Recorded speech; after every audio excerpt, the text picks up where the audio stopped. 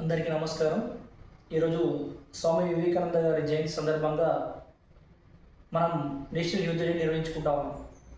కేవలం 39 సంవత్సరాలు బతికిన స్వామి వివేకానంద గారు ప్రపంచవ్యాప్తంగా ఎంతోమంది యువతీ యువకులకు ఆదర్శప్రాయంగా నిలిచారు.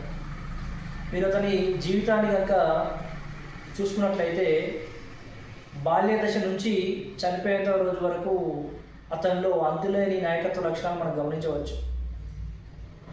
బాల్యం నుండి తన తోటి స్నేహితులను ఒక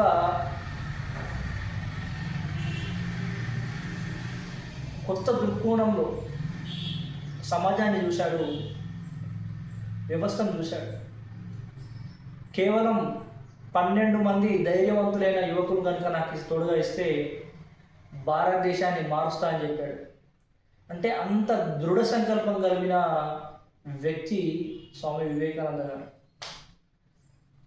కాలంలో మనం గమనించినట్లయితే గొప్ప గొప్ప మేధావులు, గొప్ప గొప్ప శక్తివంతులు వాళ్ళు జీవించే జీవితకాలం చాలా తక్కువైనప్పటికీ కూడా వాళ్ళు ఎప్పటికీ చిరస్మరణీయులుగా జీవిస్తూ ఉంటారు.